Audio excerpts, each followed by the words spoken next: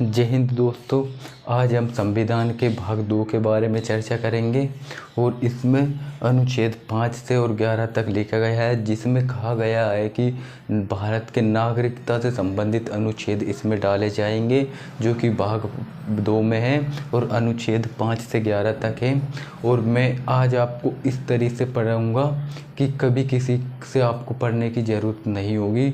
आपको सिर्फ मेरी बातों को ध्यान से सुनना है और कॉपी और पेन बगल दूसरी साइड में रखना है। इसको हाथ भी नहीं लगाना, सिर्फ मेरी बातों को ध्यान से सुनना है। मैं आपको 100% गारंटी देता हूँ कि आपको ऐसा याद हो जाएगा कि आपको किसी से दोबारा पढ़ने की ज़रूरत नहीं होगी। और आपको बताते हैं भाग 2 के बारे में। और आप अगर हमारे चैनल से जुड़ना चाहते हैं तो डिस्क्रिप्शन में हमने ये लिंक डाला है, आप जुड़ सकते हैं। और हम अगर आपको पढ़ाए और आपको समझ ना आए तो ये टीचर की गलती है, इसमें स्टूडेंट की कोई गलती नहीं है। तो मैं आपको इस कदर पढ़ाऊँगा कि जो भी ऐसे शब्द होंगे जो कठिन है या समझ नहीं आते, उन्हें मैं अच्छी तरह से आपको समझाऊँगा ताकि आपको बहुत जल्दी समझ आ जाए। तो आइए देखते हैं अनुच्छेद 5। अनुच्छेद 5 में क्या कहा गया है कि संविधान लागू होने के समय से, यानी कोई भी व्यक्ति अगर संविधान, जैसे कि आपके उदाहरण पर समझो आप खुद हो, यानी तुम संविधान लागू होने के समय से अगर भारत में हो, जब संविधान लागू हुआ था उस समय अगर भारत में रह रहे थे तो आपको भारत की नागरिकता दी जाएगी। ये अनुच्छेद 5 कहता है। और अनुच्छेद 6 क्या कहता है? पाक से भारत आए संविधान बनने से पहले, जैसे कि आप ऐसे समझो आपके माता पिता हैं, जब भारत में अंग्रेज़ों का शासन था तो उन्होंने दिल्ली को अपनी राजधानी बनाया था, यानी दिल्ली के आसपास जो भारत के लोग हैं इन्हें परेशान किया था।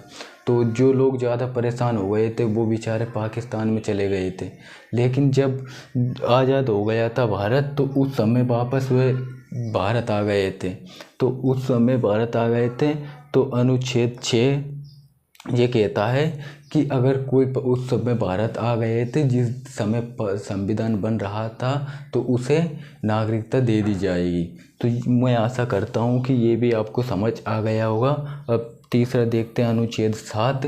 स्वतंत्रता से पहले भारत गए, संविधान बनने से पहले आ गए, यानी भारत जब स्वतंत्र हुआ था उस समय ये अब आज़ाद हो गया। कोई यहाँ पर तो इनसे इंग्लैंड के जो आदमी थे उनसे परेशान होकर गए थे, लेकिन यहाँ पर भारत आज़ाद हो गया था तब गए थे पाकिस्तान। जैसे आपके दादा दादी या आपके रिश्तेदार कोई भी भारत आज़ाद हुआ था तब पाकिस्तान चले गए थे। उन्होंने कहा हम तो भारत में नहीं पाकिस्तान में रहेंगे, पाकिस्तान में चले गए। लेकिन वहाँ जाके उनका मूड ख़राब हो गया, उन्होंने सोचा कि हम पाकिस्तान में नहीं, हम वापस भारत में जाना चाहते। और उस समय संविधान बन रहा था तो उन्हें भी भारत की नागरिकता दे दी जाएगी, बट वे संविधान बनने से पहले आ गए हों। और अनुच्छेद 8 कहता है विदेश भ्रमण, विदेशी नौकरी, यानी जैसे कि आप खुद हो, आपको भारत में कोई नौकरी नहीं मिल रही तो आपने सोचा कि हम देश विदेश में दूसरे देशों में जाके हम नौकरी करें या वहाँ पर घूमने जाएं। तो आपने जैसे अमेरिका में कोई जॉब कर रहे हैं तो आपको भारत की नागरिकता रहेगी, आपकी भारत की नागरिकता नहीं हटेगी।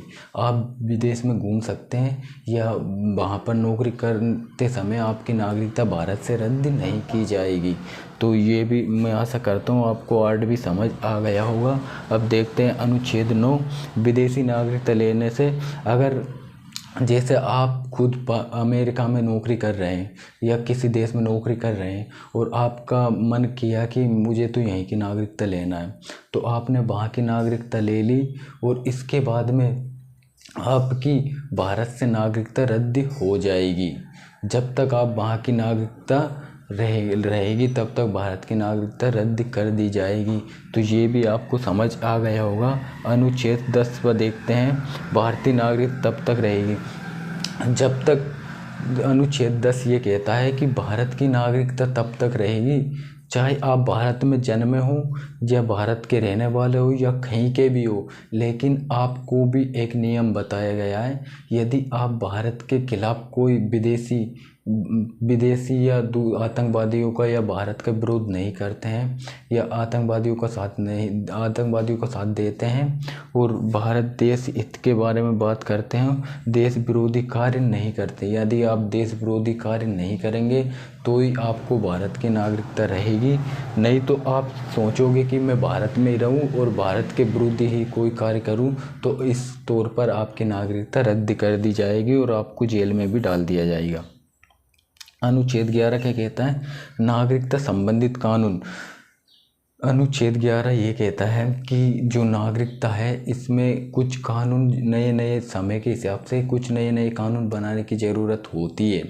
इसलिए अनुच्छेद 11 में संसद को शक्ति दी गई है। संसद क्या होती है? संसद होती है एक राष्ट्रपति, एक लोकसभा और एक राज्यसभा, इन तीनों को मिलाकर एक संसद कहते हैं, जिसको शक्ति दी गई कि समय समय के अनुसार आप नागरिकता के नियम अनुसार कानून बना सकते हैं। ये अनुच्छेद 11 में कहा गया है।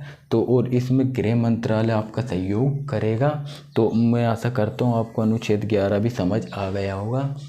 अब मैं आपको कुछ इम्पोर्टेंट पॉइंट बताता हूँ, तो आप इसे ध्यान से सुन लेना। जैसे कि आपको लिख कर बता देते हैं यहाँ पर। पहला, इसमें कुछ इम्पोर्टेंट पॉइंट है वो आपको लिखना है। जन्म के आधार पर 1986, यानी कुछ बात की गई जन्म के आधार पर 1986। इसमें कुछ नहीं कहा गया है। इसमें यह कहा गया है कि आप जन्म के आधार पर, यानी आपका जन्म भारत में हुआ है तो आपको भारत की नागरिकता दे दी जाएगी। सिर्फ आपको ये सन याद रखना है, 1986। और एक और पॉइंट लिखते हैं, इनको मिटा देते हैं ताकि अपन लिख सकते हैं इसमें। तो इसमें एक और है, वंश के आधार